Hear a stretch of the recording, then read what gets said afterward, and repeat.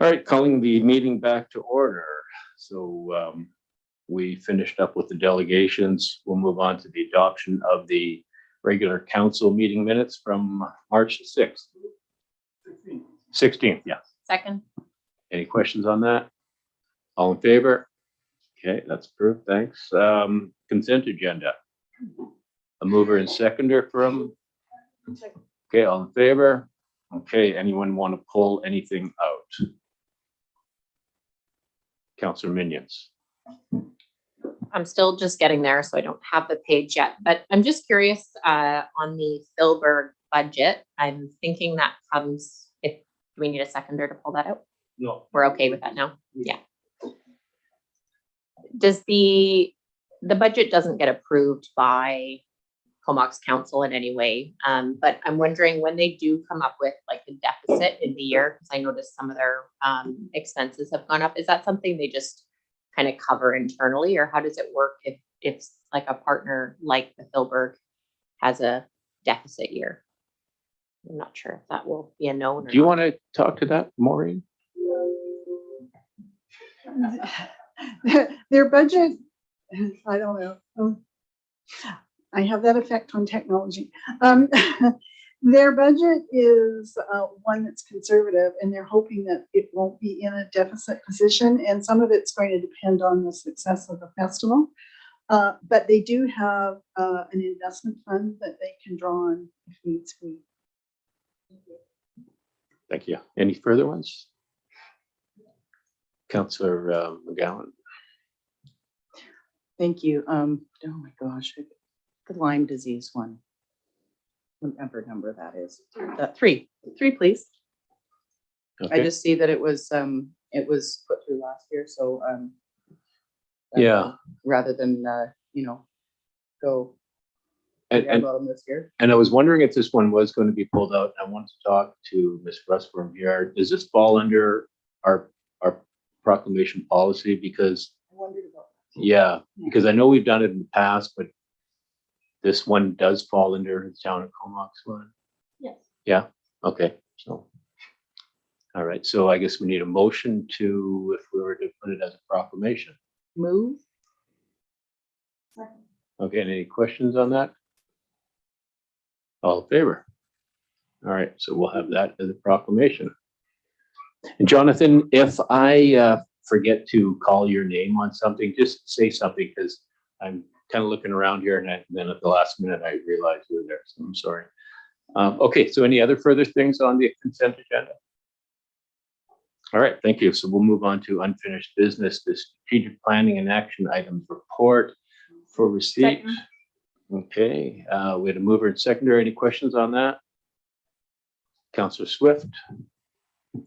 Thank you. Not a question, just a comment that page 156, the item 26 still needs to be edited. It's the description of the crosswalk, or not the crosswalk, the sidewalk on Balmoral. I believe it should read Stewart to Pritchard. So just an edit. Okay, thank you. And staff have got that. All right, so all in favor of that? Oh, sorry, Councillor Minions. Go ahead.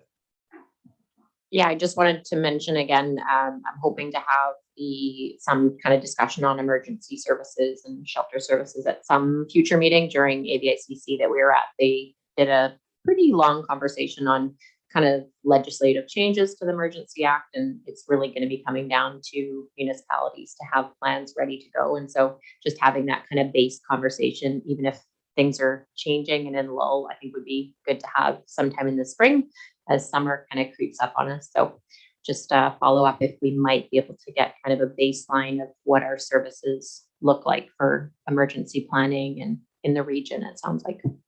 Okay, thank you very much. So nothing further than that, all in favor?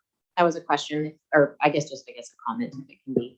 Oh, Yeah, I've reached out to the regional district and requested that. I'm just trying to pull up the email. There was a response back that they were going to look into finding some times. I don't believe they've got back to us with those times. So if I'll track that down and let you know where it is before the end of the meeting. All right, all in favor? Thank you. All right, well, we have the affordable housing contribution method revisit. And in this, we have recommendation from the CAO for receipt of this. So we have some alternatives. We have some discussion, I'm sure. So what do we have? Councillor Bissinger? Can I make a motion to move number 3, that the affordable housing contribution policy be amended to contain a hybrid long-term acquisition and nonprofit provision method? All right, so this is number 3 of the alternatives to the recommendations. Do I have a second? Second. Okay, for discussion. Councillor Grant, Swift, and McGowan. Yeah, I looked at this for quite a while and, I think the hybrid is probably better than some of the other options, but I just really don't have a clear understanding of why the community wants to be in the home ownership realm. I think that it's a risky business where we invest other people's money into something. And I think there's other agencies out there that can do this better. So I won't be in favor of this, but I do think that it's a better option than what we had previously talked about. Thank you, Councillor Swift. Thank you. I mean, I still tend to favor the nonprofit option. I think it's the cleanest one. And when we hear that their money can be leveraged 19 times, that encourages me. But I can support the hybrid simply because I think it opens the door to taking advantage of opportunities as they present themselves, with grants that may come up and that kind of thing.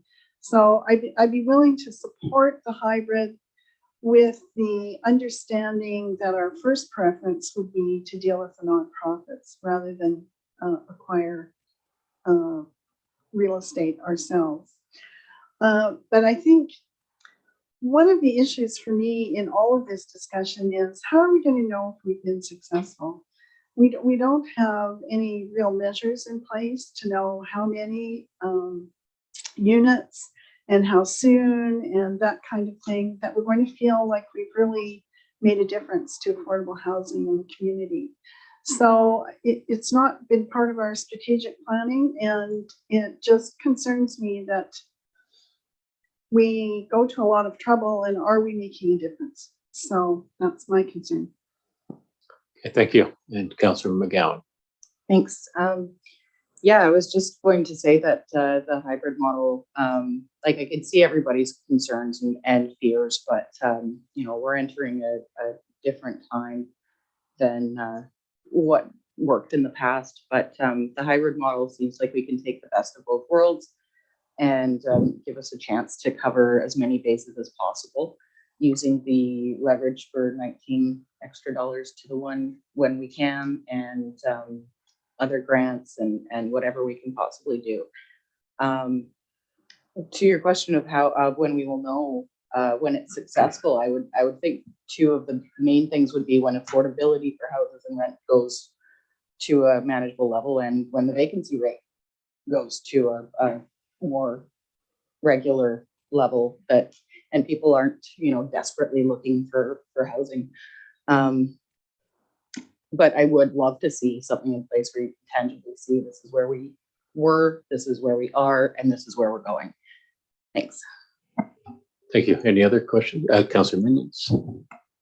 Yeah, I'm still pretty much in favor for long-term acquisition. I think it's the largest opportunity as far as the different options that could happen, as far as renting back, partnering still with, we can still have other nonprofits run.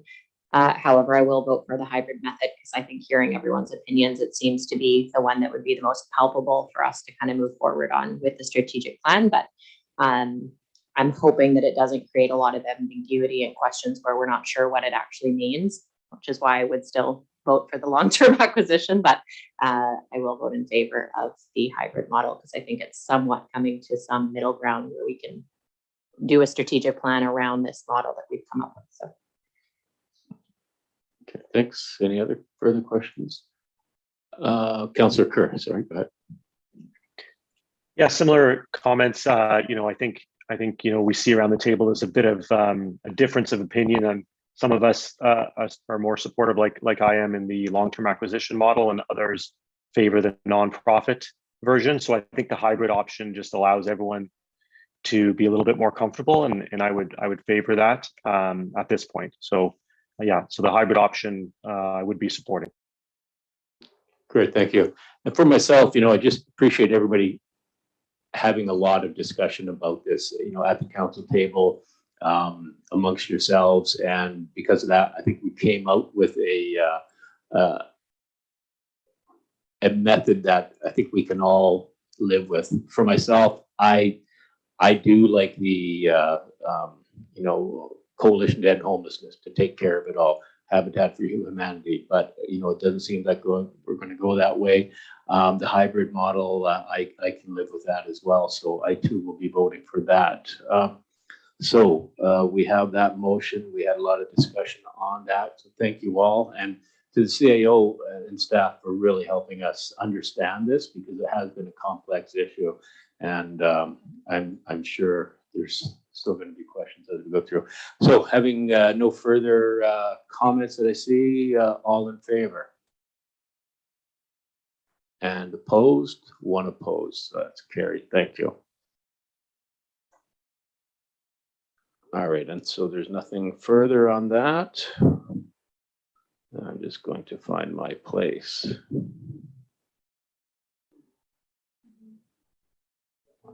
Councillor Bissinger. Sure. Can I add something under new business for discussion? I'm not sure if I need to get everyone's agreement on it or not, or how that works. Yeah, I think we need a unanimous on that, correct? Yeah. So what is your item?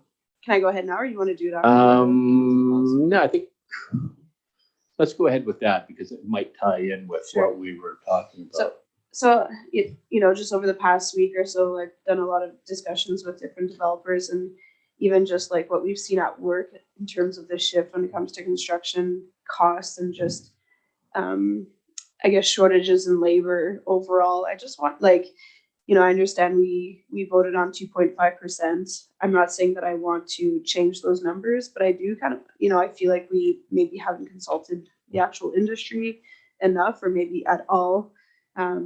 So what I'd like to ask for, and I don't know if I can make a motion, but it would be to get, a detailed report from staff with that consultation from the development community regarding the affordable housing contribution that we did set. I know there's been a lot of uncertainty as to how to actually calculate the percentage based on current value, future value, value at time of sale, value of times of, permit development application. How is that actually, calculated versus, dollar per door or whatnot? But just overall, I've talked to 3 different developers, and I'm not saying that I want to change the amount specifically. I just want to have those conversations. And I know staff has been talking to a lot of developers, but it seems like a lot of developers are, maybe playing chicken with us, threatening to pull projects. And I don't want to be naive with respect to that, but I do see that, the market is slowly changing. There are interest rate hikes in the future, so there's a lot more risk to actual construction, and just shortage of materials like we see it. We've been having a lot of single bids at the base for very big projects that would usually attract a lot of industry, and we are struggling even just to get basic materials like fire sprinkler heads.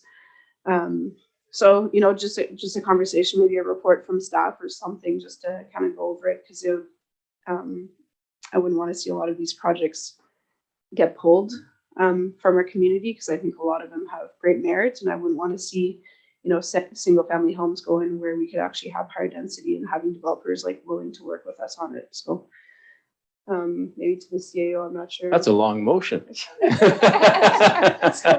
don't know. Shut up. So I was whispering over to the CAO, and we're wondering the best way for this, if we want a motion, or if we just direct staff to bring something back. So CAO, can you enlighten us? Yeah, now this is just my advice. Ultimately, these are decisions made by the chair on what's acceptable within the meeting. I'd maybe suggest two different paths that I feel are in line with the decisions that's been made by this council in the past. So the last time this policy was up, council found considering a motion to bring back information from the previous report was in order, meaning it was acceptable to make that motion. And that was a simple majority motion. So I would suggest if the desired course of action or potential course of action is to bring back the information that was already presented and place it on the next agenda, that vote could take place with a simple majority. If you're talking about requesting additional information or requesting staff take on additional work, I would suggest that that's probably outside of what's on the agenda right now. And in order to consider that, you'd need unanimous consent of council to add it to this agenda. So again, to bring back the information that we've already talked about, allowing for further discussion at that point for additional work, simple majority. To request additional work be undertaken from this meeting, I would say you need unanimous consent to consider. Yeah, I would like us to go with the simple majority just to bring the information back. So I'll let Councillor Bissinger speak to that. I guess, does that mean that we'll actually have a report from staff that they've, discussed with developers? Like, I know there have been conversations with planning and yourself, and maybe just kind of bring us all up to speed with what is being said, what the concerns are. Like, are we seeing people pull out of projects? I don't know if it, if that's additional work or if that would be just the first one. Yeah, with the simple majority motion, I would say it would be to bring back information that's already been presented to council. Now, some of the questions that you've asked around could staff in the intervening time share information on what we've heard or what we've heard from developers, yes, I think that could happen without additional direction from council. The other step that I believe you mentioned, which would be for staff to engage with the development community to develop positions or to be able to relay a broader cross segment to the development community, that's going to take additional direction from council. Does the kind of delineation I'm making here make sense to everybody? Yeah, it does to me. Because you have been in consultation with developers and you'd be able to summarize that for us, what the feeling is out in the community and without having a detailed report. Sure, yeah. And then it could be a step 2 if required. Yeah. And Councillor Grant, I did cut you off, so go ahead. that's fine. I was wondering if there would be some consultation with the development community as part of that, because I think it's a really key piece to this, that everybody understands their side of the story as well. And that's not really included in this, but if there's an ability to get to that level. But I At think a that later takes meeting. us to the next step, though, of having a majority or a unanimous vote on that. Yes, I know, but there's an ability here to get that report, and then if we request more information, we could do it then. At that time. Yeah. Okay, fair enough. Yeah. Any other questions or comments? So we do have a motion then.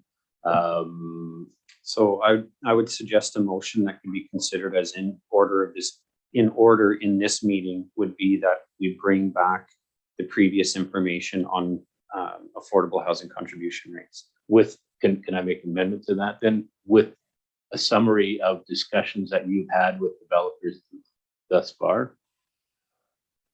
Like an overview? I met with developer A, they have concerns of this. I met with developer B, they have concerns. But we're not asking, I'm just asking you to summarize what the discussion you've had so far, not to go out and get new information. I can summarize the discussions that we've had so far. If you can allow me to consider whether or not that information is best suited to be in the report or best suited to be shared with council outside the report. That's something I just need to think about. The information to be shared, but whether or not it's in the report or just shared with council is something I need to think about. Okay. All right. So are you okay with that motion, Councillor Bissinger? Yes, except like, I don't want the report just to go over like numbers and percentages again and have a re-vote on that. Like, I don't want that. I want to have the conversation first of like, what are the actual concerns with developers? Like, who have we consulted? And does, I don't know. So that's absolutely something that council can do. My suggestion would be that's not just bringing back the information that's already been there and it's outside of what the report is here. Now, again, this is getting really into the role of the Yeah. mayor on what's allowable and what's not. So please keep in mind, this is my opinion. It's not my decision. It would be that if that's the step to take, that would require unanimous consent on this agenda, or to move it forward to the next agenda and have a simple majority vote at that time. That would be my suggestion. And the reason I say that is that when you're looking to undertake additional work, councillors generally want to be able to come to the meeting prepared to speak on it, and be prepared to debate it. And that's, I guess, a question for the chair or the mayor to ask council, is whether or not they're comfortable making that decision in the meeting tonight. One thing that I can say would be maybe across the line for administration to do would be to go and solicit further opinions on this, because what administration has right now is a policy that was adopted by council, and for us to then go out and start consulting with industry and asking their opinions on it, would be seen as undermining the will of council, and that's not something we would want to do. Right.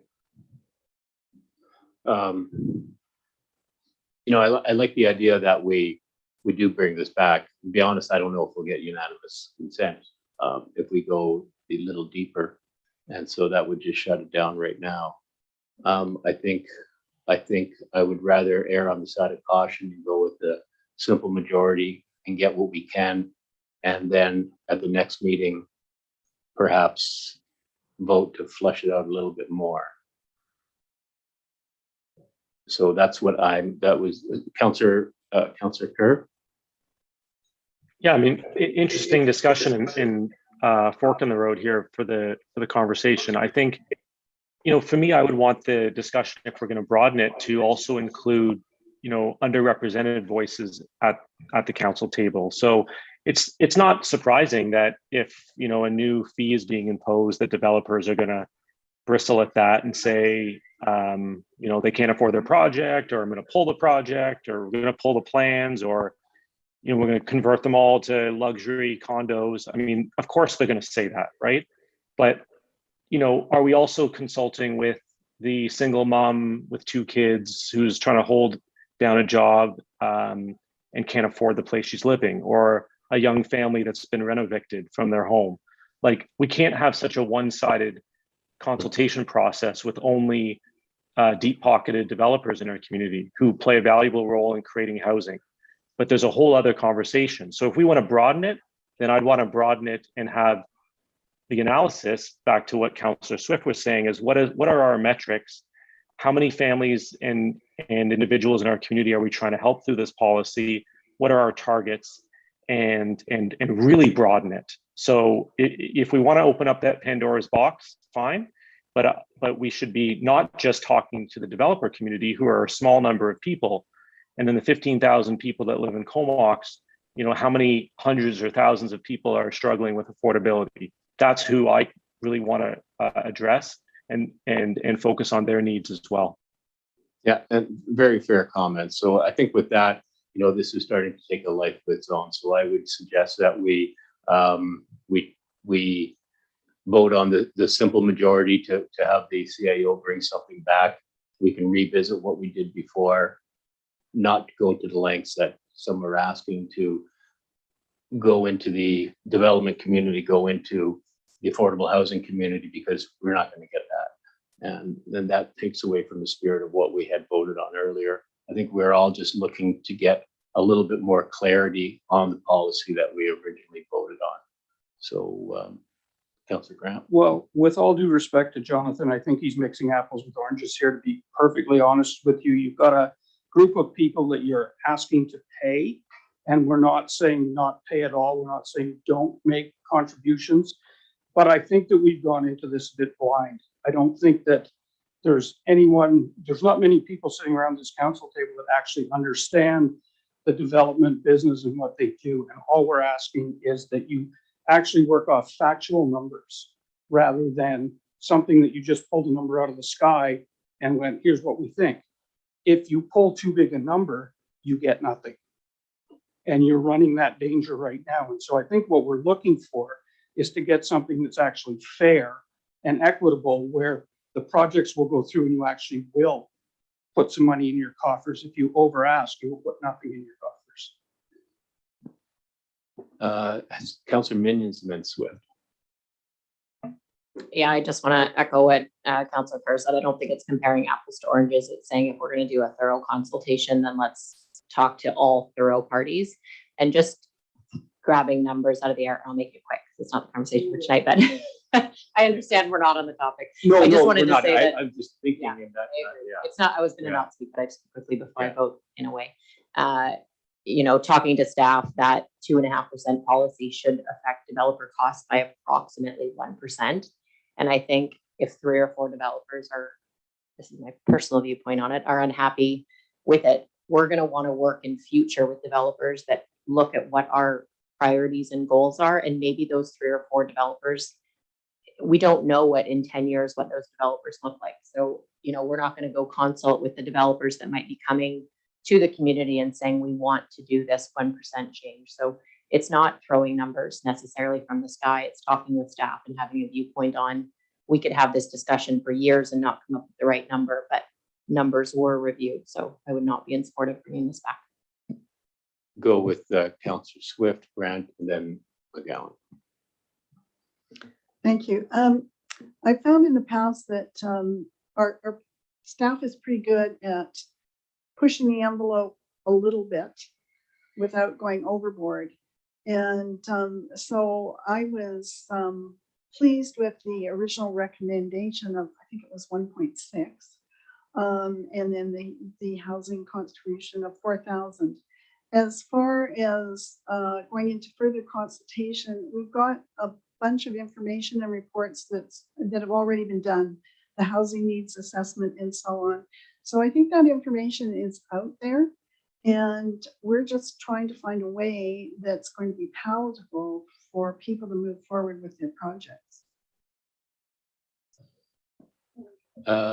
Was it Grant and then McGowan? Yeah. So I think that Councillor Minion's point is actually proving my point perfectly, because it's not 1%. It's almost doubling the contribution, and it makes a big difference. When you run the numbers, you run into like a 52 unit building goes up to 910,000 from about 400. So it's not just simply 1%. It's quite a bit different. And that's why I think it's important that you sit down and understand the costs and the values and what's going on, how much profit margin you're looking at and how much you're trying to take, that you can at least get a reasonable number that everybody can live with. So, I'm not trying to say don't do it. I'm not trying to say don't have an affordable housing policy. I just want to make sure that there's a method that works. We're sitting right at the precipice right now of a market change. And if market values start to drop and you've over asked, you're going to put people in a world of hurt, or they're just not going to go ahead. So, I'm not sure that everybody's really thought about those things. I think they just look and go, gee, developers make a lot of money. Let's get some. And I think that that's okay, but you have to be reasonable with it. Thanks, Councillor McGowan.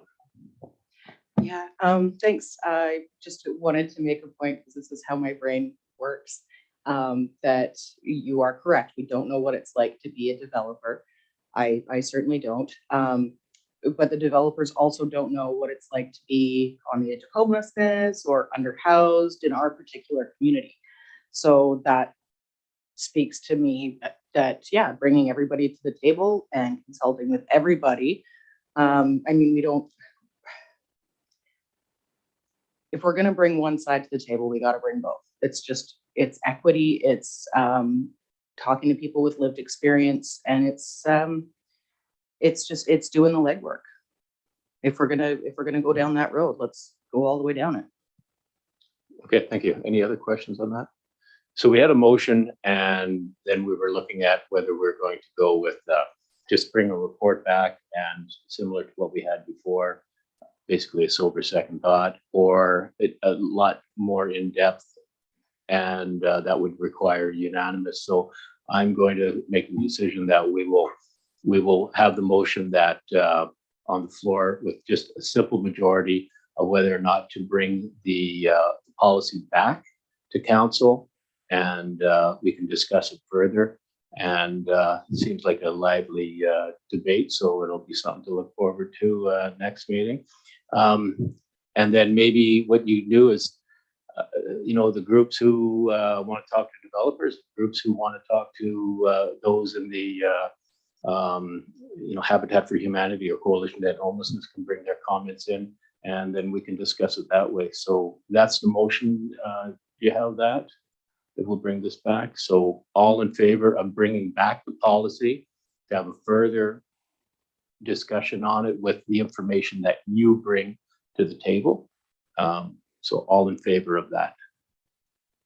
And opposed. 2 opposed. So that's carried.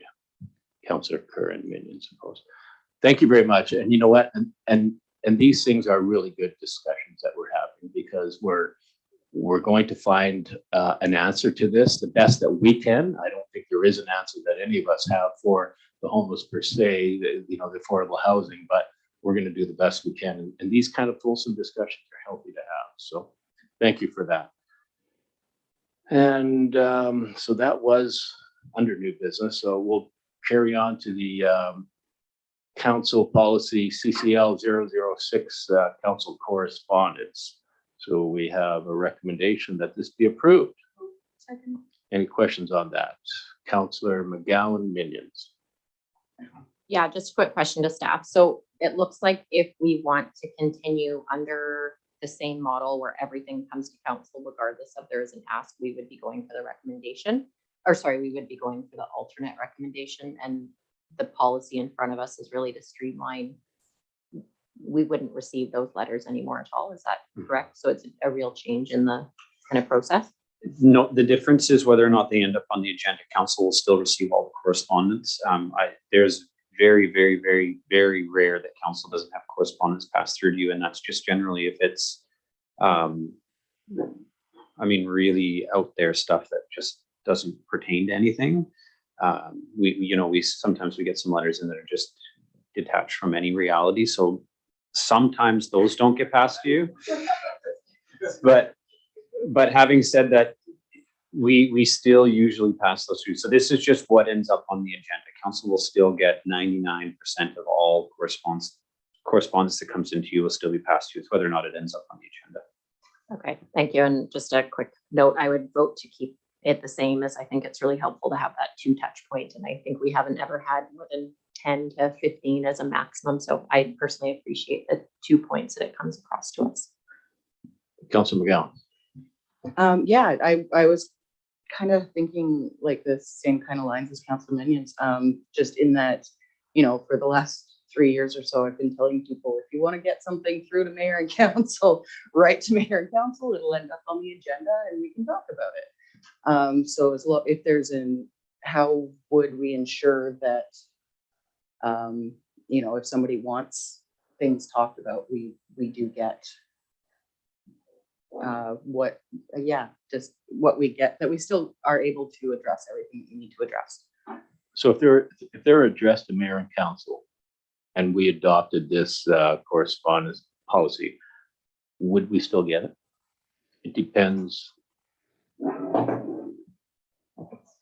So the intent of the change is to eliminate correspondence addressed to mayor and council, to eliminate from putting it on the agenda the types of correspondence that are, I would consider, more form letters. Sometimes council gets letters from other municipalities that are addressed to mayor and council saying, please be advised, we passed, such and such a resolution. Things such as correspondence from organizations such as UBCM, where they're just more advising council rather than asking the council of the town of Comox for a particular decision. So those types of correspondence, I'm suggesting, or staff are suggesting, that they not go onto the agenda. They would still be circulated to council. A lot of it would still be filed in the filing system, so there's future reference. But the difference is that they wouldn't go onto a council agenda because they're not seeking a decision of council. Right. So the reading file that we get, they would be in there, and we'd have. So I'll go with CAO then, Councillor Grant. Thank you. Can you talk about what would happen to letters from residents who aren't requesting anything from council, but maybe complaining about something, praising something, just making general comments that don't end up with a request of council? Would those end up on the agenda, or would those go into the reading log? Most likely, I mean, it's all subject to discretion. If they're not requesting a decision of council, it would go into the correspondence log. It would be circulated to council and senior staff members. It would be responded to, but not necessarily on the agenda. There's always the discretion of individual council members or the mayor, of course, to ask that it does be placed on the agenda. Councillor Grant. Yeah, so that was my question, is if a letter came in, I read it in the reading file and I thought, gee, that actually has some meat to it.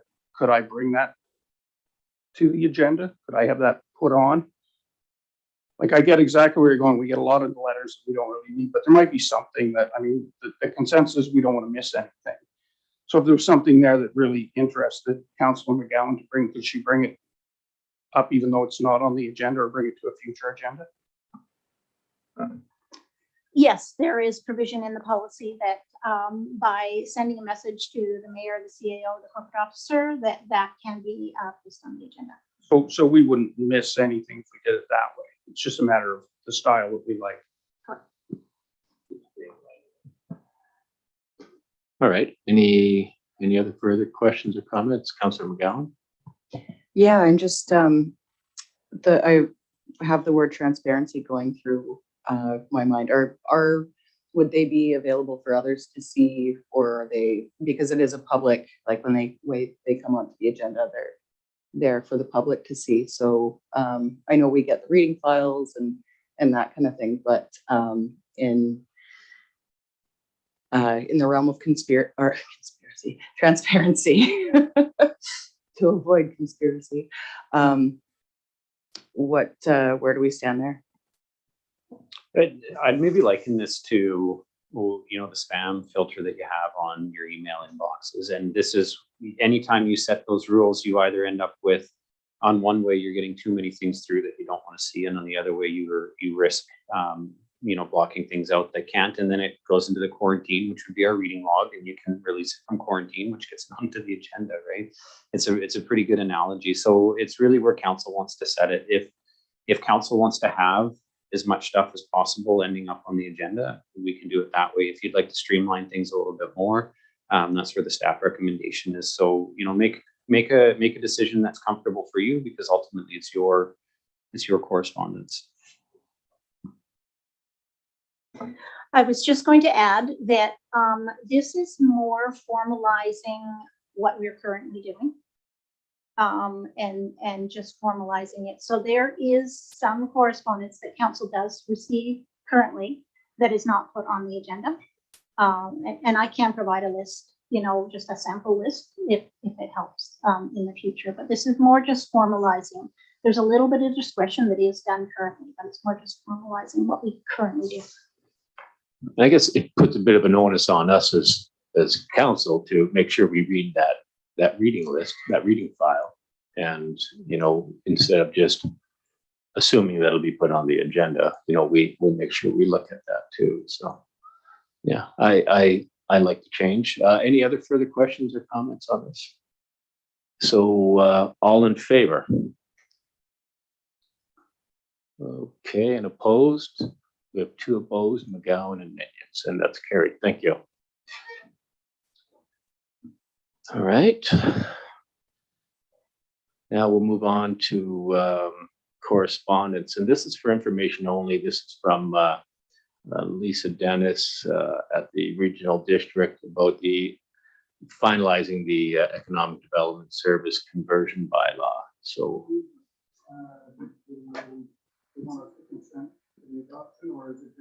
I think we're just receipt. Is that not correct, CAO? That was I know I told information you only. before we only need information, but I think let's just pass this motion. Okay. Yeah. Yeah. Okay. I'll second. And any questions on that? All in favor? That's carried. Thank you. And we're moving on to the, this is for the flyby permission for the Battle of the Atlantic. So we do need a motion for this. This is, now Shelley, sorry, there was a date change on that, wasn't it? We have May the 1st here. Did I see somewhere?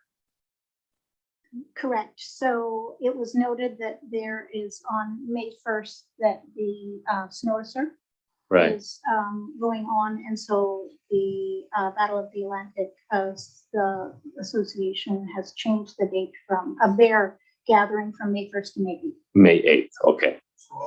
Receive that and grant it for information.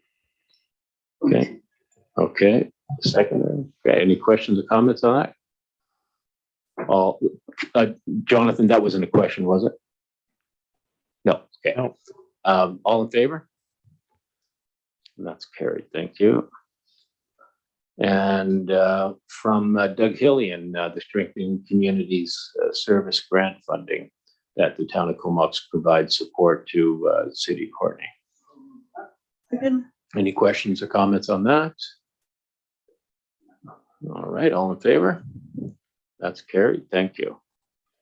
No late items, business arising from the public hearing. So we have the two items, the patio, that is the planning report 22-6.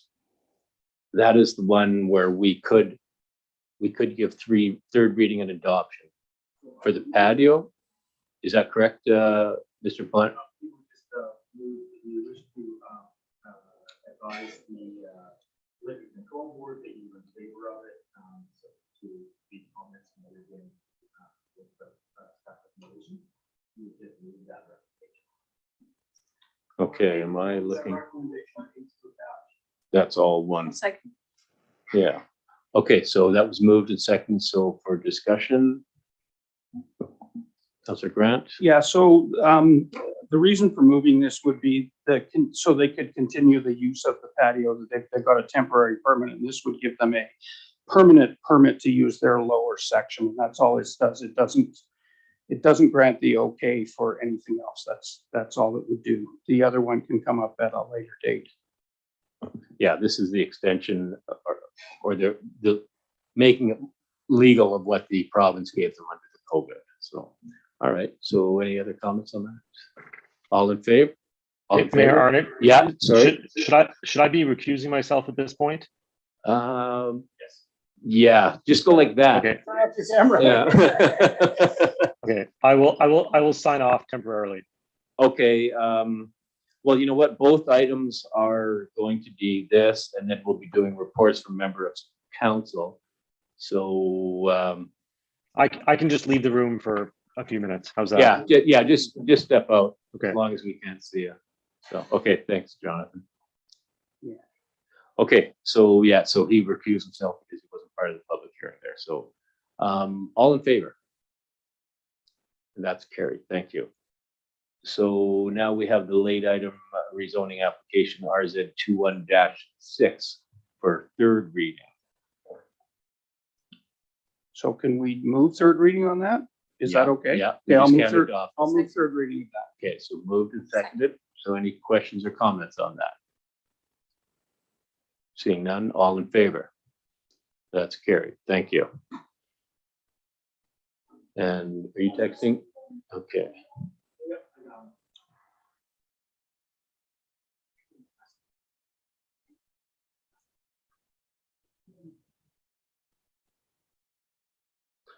Thanks, Johnson. Okay, so we'll move on to reports from members of council.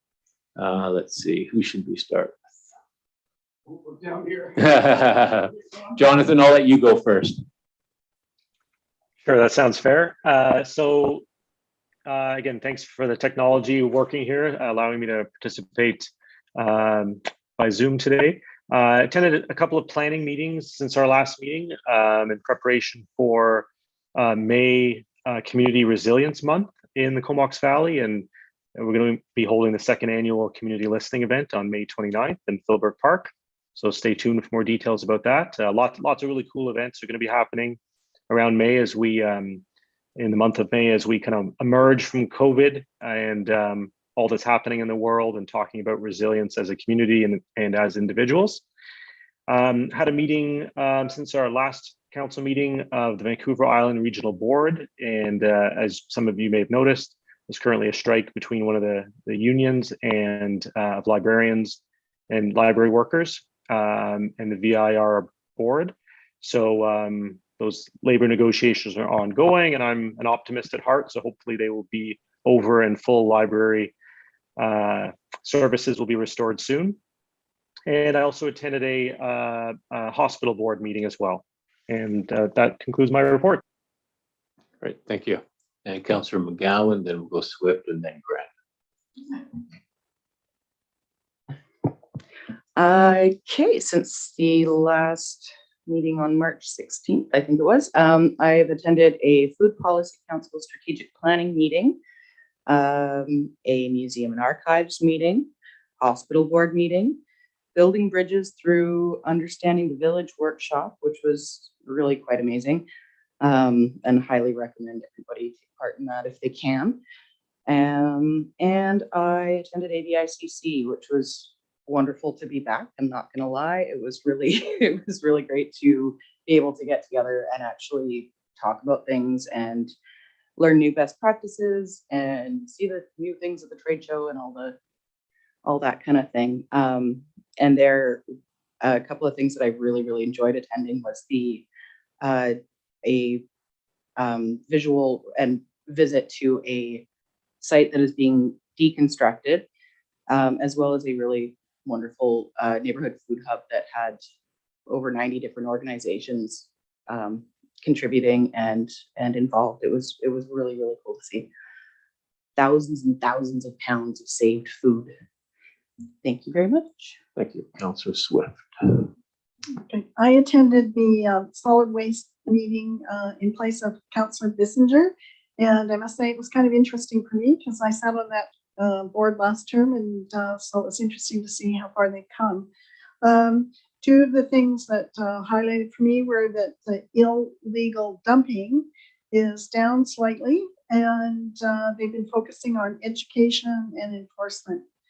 And the priorities and work plans going forward for the next year are to reduce the waste generation, reduce greenhouse gas, and to manage the residuals. I attended the Filbert board meeting, and they were reviewing their year, and very grateful for the wage subsidy that they had in place, and the efforts of the gift shop volunteers that really kept the doors open there over this past year. On April 16th, which is the Easter weekend, they're having an event from 10 till 3, mostly kid focused, but it's a free event for kids, hot dogs and some crafts and I believe a rabbit hunt and so on. So if you've got time and the weather's good, you might want to bring your kids down.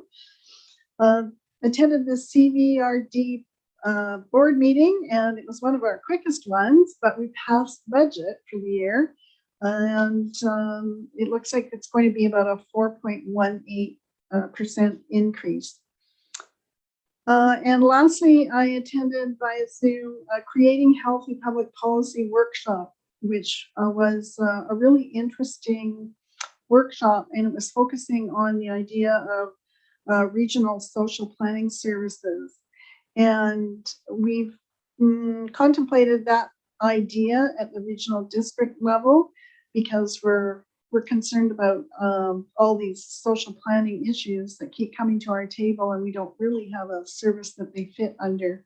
So there was a presentation from the social planner from Powell River, and it was really well done. She was a very quick speaker, so I'm going to have to review the materials again, but they really had honed in on a few areas and were making some good progress. So that was really encouraging to hear.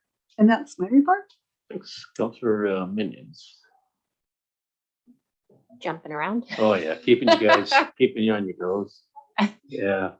Also attended, as Councillor Swift did, the waste management meeting, and again, they're kind of changing the mechanisms for how they do bylaws. So hopefully that illegal dumping trend will continue to go down as they're able to get more in each kind of individual municipality. Composting, they kind of gave a little bit of a verbal green light if we can start talking about it again. And there's some, I asked that once a year, is there any capacity? And this time they were a little more of a yes. So they said in the summer it gets obviously a little bit bigger and heavier, but as far as like Comox social media, they kind of gave the go ahead that we could start promoting the program in anticipation of the big launch. So there's not quite as big of a gap to go from what we are to what we will be going to. So that was kind of nice news to hear. Finally, if you ask a question enough, you get the answer you want eventually. Hopefully. Councillor Bissinger and I visited a gentleman up on Wireless Road, which is actually Area B, but they have an easement down the hill there to High Bay Road about tree trimming. And that was kind of an interesting visit and kind of walking tour about a future item that will be coming to council, I believe, at our next council meeting or 2 council meetings away. Attended a regular justice meeting, as well as we had a 5-hour strategic planning session, which was the first for the Restorative Justice Society that they've ever had. And so what I liked about that session was obviously all the regions were there, from Comox First Nation, Courtney, Cumberland. They really looked at like, where do we want to be in 20 years with all the kind of changing times? And I thought that was a nice way to do a strategic planning session, is we've done it this way for 30 years, but kind of trying to imagine what the future looks like. And it's amazing what you get done in 5 hours and what you don't get done. It was just a lot of getting to know that board, which was really nice, but a really good representation of the whole valley that was there that day. I attended ABICC and I did the placemaking tour, which was basically walking to about 20 sites around Victoria with one of their staff. And they kind of gave us like a workbook of questions to consider how you want people to come to your community and, you know, the different places and spaces. So at some point I'll try to reflect back on kind of that worksheet that I was given, but it was interesting to see what Victoria is doing. And they really shared what's working, and then they took us to spots that's not working. So places they tried to clean up and it was unsuccessful, which from a staff perspective was really nice that they decided to walk us through all of those areas. So really interesting tour. The emergency planning session always is eye-opening when they go over the 5 provincial emergencies and say, what are you guys doing in our community? So it sounds like there's going to be hopefully some funds available for creating plans in individual communities. And then the last thing was just the topic of provincial housing authorities coming in and kind of looking at planning. That was a really big topic. And today I read in the paper that they're going to start looking at like around transit areas, the province fine land. So I think there's a lot of changes coming to legislation in general when it comes to housing and emergency planning. So I'm glad that conferences are back, as far as hopefully those things don't come as a surprise if we have conferences again. And any of the attendees, I believe some of us went out for lunch with Ronald Ray Leonard, which was nice. And on a personal note, I attended kind of the MLA in session House of Commons down at the Parliament. And that was really interesting to watch how they interact with each other across the House. They do a prayer at the beginning with the big gavels and kind of very traditional. And then as soon as the session started, they were kind of throwing insults across the room. So my thought was to say, I was really glad that, I thought, wow, that's very different than we do it here, but that's a fine line. So I'm very respectful of how we interact, but very interesting to see just one level above. I never thought to do that. But, we actually get a lot done at this table in 2 or 3 hours. And in an hour and a half there, they basically just talked in circles and threw some insults at each other. So it was very interesting from a personal level to see how they do that at the MLA level. Sure, thanks. So like Councillor Minion said, we met with a gentleman up on Wireless Road to discuss the tree covenants, or I guess the easements that they have there for tree trimming.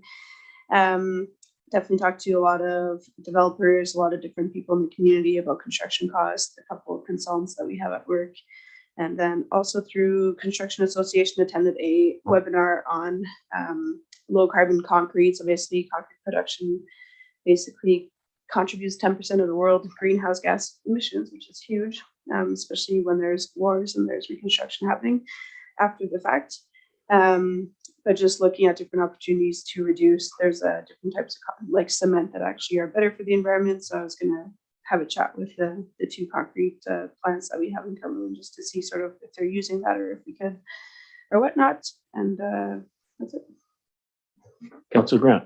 My turn. So I attended the sewer open house that they had yesterday at the Comox Rec. There was probably about 40 people, lots from the rural area and Area B, just where it's outside because some of their wells, you know, can be affected, although they've done a lot of consultation down there with those people. So it was just really a lot of just basic questions of where, when, some technical stuff, but it was actually very well presented.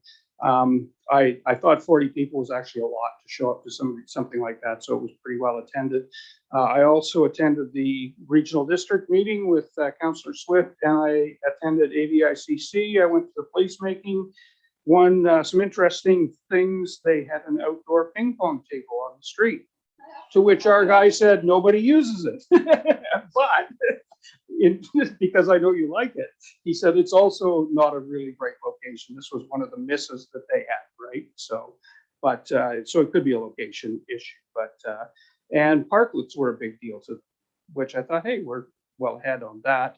And then what they're doing also is fixing up a lot of their alleys and trying to make the alleys a little more tenable. I don't know about you, but I'm not going down any alleys in Victoria late at night. But so I asked them how they did a lot of that, and they have a beautification fund with lots of money in it. And so they've got a budget to do that kind of stuff with, which we don't.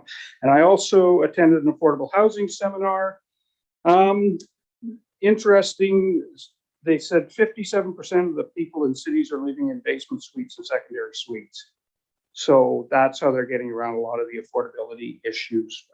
You know, building apartment buildings and putting people in them is a really hard way to get affordability. But if people have you know, if you have a Comox box and there's only two and you're not using the downstairs, converted into a suite. That's what's going on in a lot of communities.